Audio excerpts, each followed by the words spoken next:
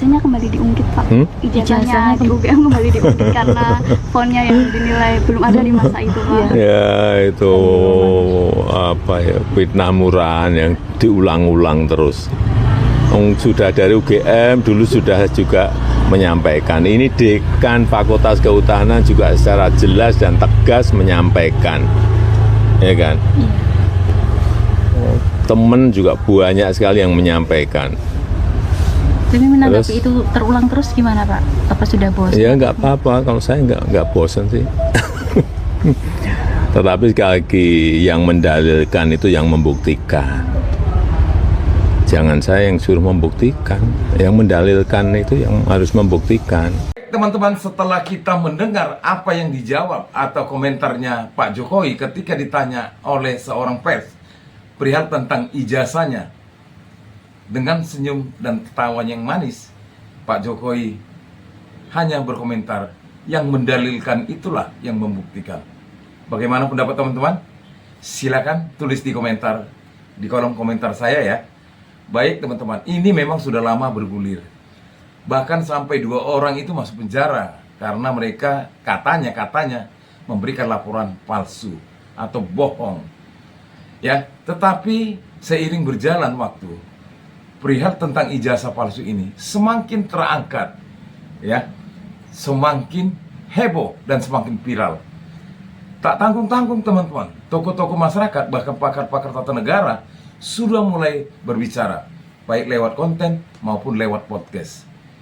Apalagi seorang mantan alumni, katakanlah ya, alumni UGM Sarjana Teknik dengan gelar yang begitu banyak, bahkan mendapat beasiswa dari Universitas Jepang, saudara Rismond Sianipar membeberkan data-datanya, ya, bukti-bukti autentik yang ditunjukkannya, tapi disangkal oleh UGM.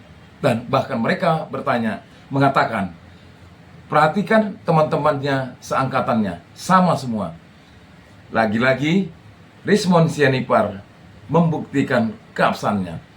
Namun untuk jauh lebih jelasnya teman-teman, akibat ini saudara Ade Armando memberikan juga ulasannya seperti ini. Sebentar, kita ulang kembali teman-teman ya, supaya kita jangan gagal paham. Sebentar teman-teman.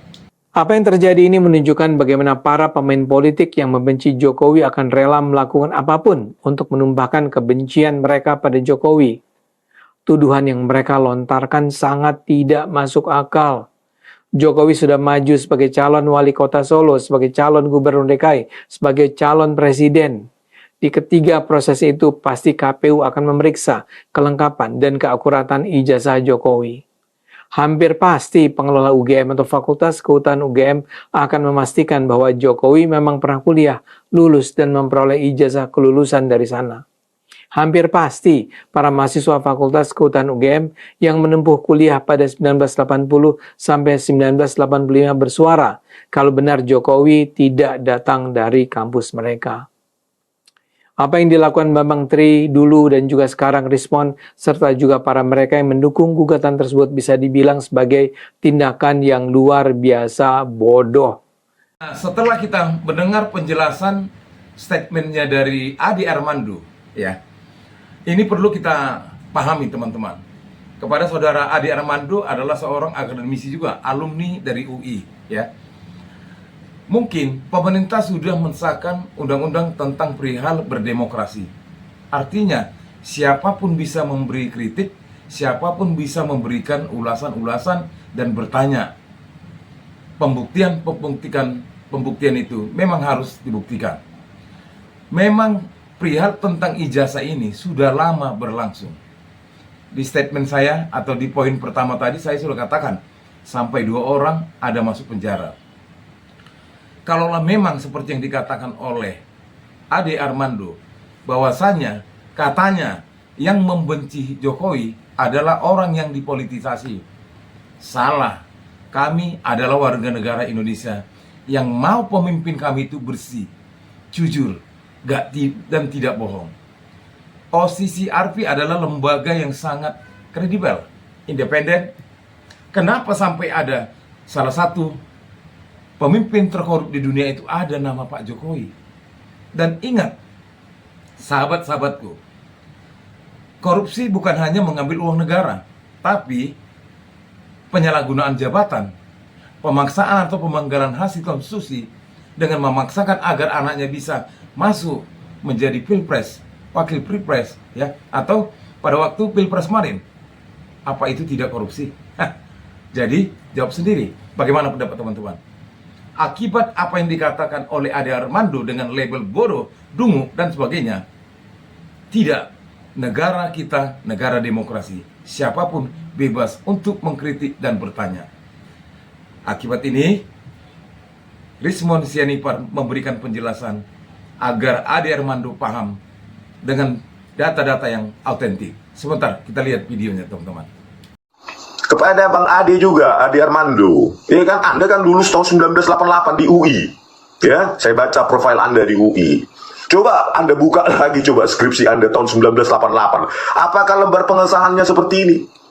Ya, sudah modern seperti ini. Coba saya tantang Bang Ade Armando, kita harus pakai logik.